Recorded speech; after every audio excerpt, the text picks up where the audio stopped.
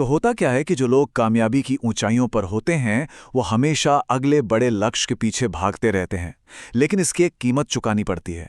वो कीमत है एक ऐसा दिमाग जो कभी शांत नहीं होता। वो लगातार प्लानिंग करता है, विश्लेषण करता है, चिंता करता है, और जब उसे रोकने की कोशिश की जाती है तो वो और भी तेज हो जाता है। तो चलिए इस विरोधाभास को तोड़ते हैं और इसका एक असली समाधान ढूंढते हैं।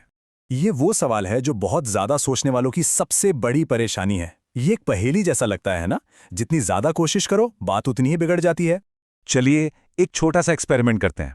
बस अगले 10 सेकंड के लिए एक बंदर के बारे में बिल्कुल मत सोचिए, जरा पूरी कोशिश कीजिए। तो क्या हुआ? जाहिर है अब दिमाग में चारों तरफ बंदर ही बंदर नजर आ रहे होंगे। यही हमारे दिमाग के काम करने का सबसे बुनियादी तरीका है। सद्गुरु ने इस बात को बहुत ही खूबसूरती से समझाया है। वो कहते हैं कि हमारा मन किसी चीज को घटा नहीं सकता, वो सिर्फ जोड़ सकता है या गुणा कर सकता है। तो जब हम किसी विचार को दबाने की कोशिश करते हैं तो असल में हम उसी पर अपना पूरा ध्यान लगा देते हैं और उसे और भी ज्यादा शक्तिशाली बना देते हैं। ये मिसाल तो कमाल की है। सोचकर देखिए कि हमारा दिमाग एक सुपर कार की तरह है, जिसमें सिर्फ एक्सेलरेटर है, कोई ब्रेक नहीं, कोई क्लच नहीं। हम जिस भी विचार पर ध्यान लगाते हैं वो बस तेज और तेज होता जाता है। उसे रोकने का कोई सीधा तरीका है ही नहीं। ये लड़ाई सिर्फ दिमागी नहीं है, इसका असर हमारे शरीर पर भी पड़ता है, वो भी बहुत गहरा। ये सिर्फ दिमाग की बात नहीं है, ये सच में हमारे खून में उतर जाती है। ये बहुत गहरी बात है। हम अक्सर अपनी नेगेटिव भावनाओं को दूसरों की तरफ रखते हैं, लेकिन असल में नुकसान तो हमारा ही हो रहा होता है। ये एक ऐसा जहर है जिसे हम खुद ही पीते हैं। और ये नुकसान कितनी तेजी से होता है? विज्ञान बताता है कि शरीर में एक जहरीली केमिकल रिएक्शन शुरू करने के लिए सिर्फ 5 मिनट का तेज गुस्सा ही काफी है। जी हां, सिर्फ 5 मिनट। तो जब भी बहुत तेज गुस्सा आता है तो होता क्या है कि हमारा शरीर एक तरह से इमरजेंसी मोड में चला जाता है।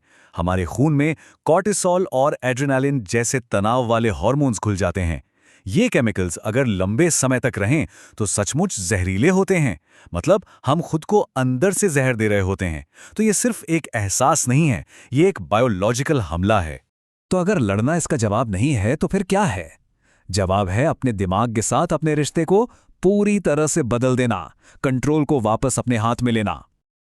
अभी क्या होता है, हम में से ज्यादातर लोग अपने दिमाग की गाड़ी में बस एक पैसेंजर की तरह बैठे हैं। एक ऐसी गाड़ी जिसका कोई कंट्रोल नहीं। और लक्ष्य क्या है? लक्ष्य है ड्राइवर की सीट पर आना और इस पावरफुल मशीन को अपनी मर्जी से चलाना। तो यहां पर आता है सबसे जरूरी आइडिया, डिटैचमेंट या दूरी बनाने की कला। इसका मतलब विचारों को खत्म करना नहीं है, बल्कि ये समझना है कि हम अपने विचारों से अलग हैं। ये कुछ ऐसा है जैसे कोई फिल्म देखना।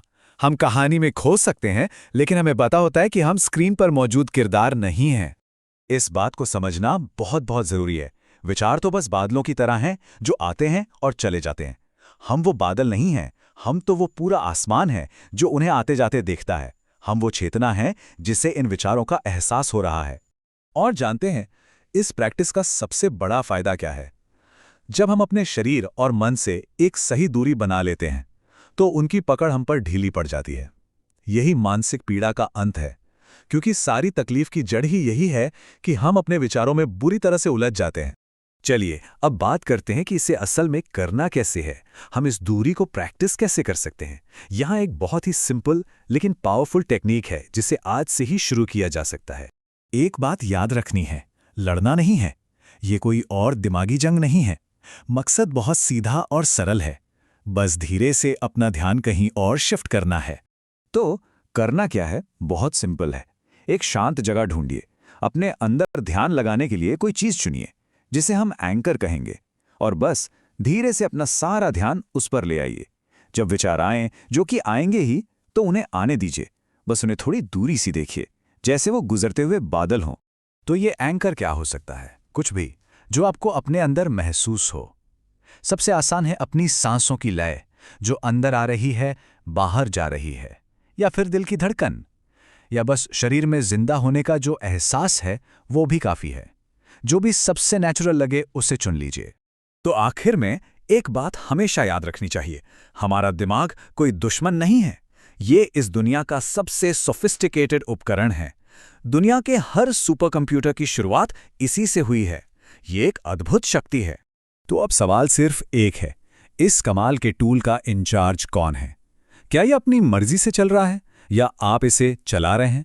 डिटैचमेंट की ये प्रैक्टिस आपको वापस ड्राइवर की सीट पर बिठाती है। इस पर जरूर सोचिएगा।